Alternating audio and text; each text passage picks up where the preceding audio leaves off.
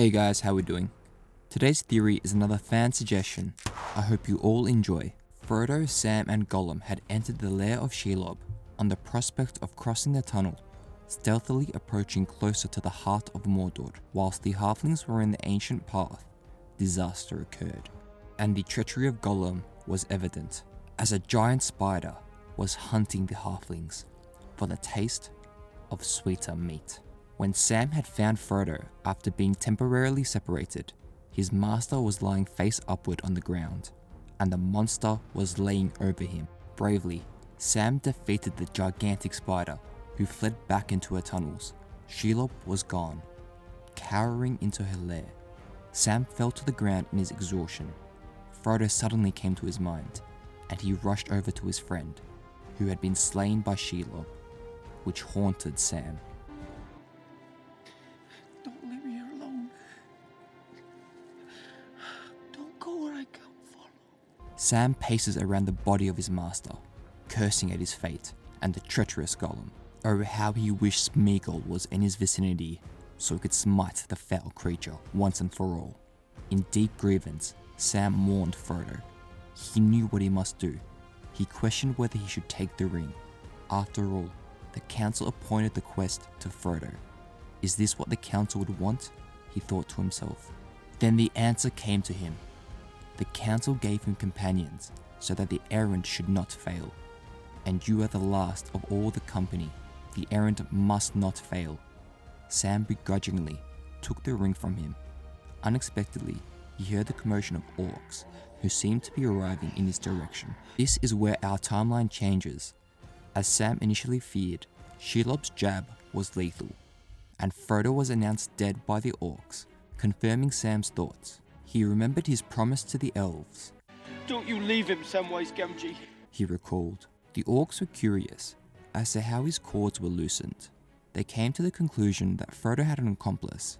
In the end, the orcs left Frodo for Shelob to devour, as they often do with her prey.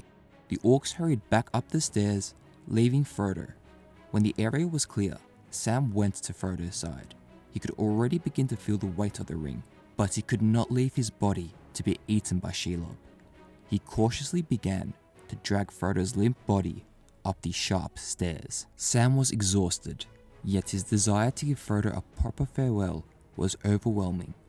He refused to go on without doing so.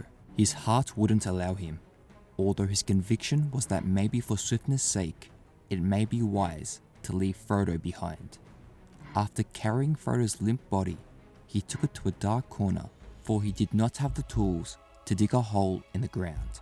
As much as he hated the thought of leaving Frodo's body within the soils of Mordor, he hated leaving his friend out in the open, still wrapped in the spider's cord, which did aid Samwise in moving the lifeless body.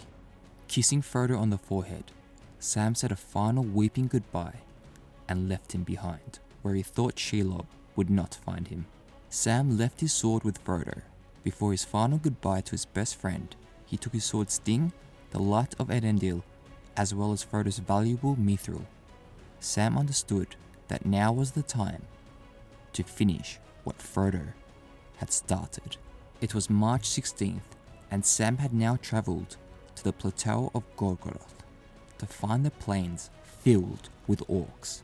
And since in this alternate timeline, Sam had never ventured inside the Tower of Cirith Ungol, he had not collected the orc armor that we see he and Frodo sporting. The army was terrifying. Their numbers were so great that Sam had never seen such a quantity of orcs. Observing the mass orcs, Sam stopped and drank some water from his bottle. His provisions were now critically low. He abandoned some of his supplies such as pots and pans to ease his path along the razor-sharp rocks of Mordor, keeping only his elven cloak, rope, Sting, the Light of Eärendil, and what was left of his water. Sam was determined to complete the final stages of Frodo's quest. Preservation of the things he loved was his prime focus. His life no longer mattered. Sam's thoughts lingered to his friends and family back home in the Shire, as well as his companions in the Fellowship. This was for them, and it was for Frodo. His thoughts quickly shifted to the villain Gollum and his betrayal of Frodo. Why could Frodo not see Gollum For the curse he was as I did, Sam cried aloud. The ring was growing on his mind. He finally comprehended the difficult burden Frodo had been battling. Samwise's odds of being undetected across the plains of Gorgoroth were extremely slim. Thousands of orcs lay between him and Mount Doom. He had now possessed the ring for a week, and he wasn't cutting the distance between himself and the volcano. The ring was growing more heavy and powerful in the land of Sauron. He looked down at the army of orcs. Let's just make it down the hill for starters. He told himself. Cautiously, he began to travel down the slope. Sam was constantly keeping an eye on Barad-dûr and the other four orcs. Slow and steady, he was now moving. It was now March 18th. Sam made it down the hill and began moving, covert style. Hours passed, and he could hear the rabble of orc troops. The noises were vulgar. All around him was mindless orc rabble. He could hear their war chants and cries all through Gorgoroth. As Samwise Gamgee was travelling carefully through the land, his elven cloak billowing behind his heels, the warm climate crashing into his dry pores, he could hear familiar cries, which was now just white noise to him. This time, however, they were louder. He could feel the vibrations of orc marchers in his sturdy hobbit feet. They were around the corner, walking in his direction. The ring was calling out to him. He knew he could disappear in an instant. The hobbit was strong enough to resist the temptation of the ring. In a panic, he threw himself to the ground, wrapping himself in his elven cloak, camouflaging as a rock in the Mordor terrain. Moments passed, and the orcs marched right past him. He could feel the sensation reverberating from the vulgar orcs throughout his crouched body. The elven cloak was surprisingly cool, and he could breathe quite fluidly beneath the fabric. The provisions of the lady were useful once more. Hours passed, and nightfall had arrived. Not that it mattered in Mordor. He was alone with the ring. Every moment, the ring was taking greater hold of him, tormenting his thoughts. He could still only think of poor Frodo and the evil Gollum, wrapped in the elven cloak.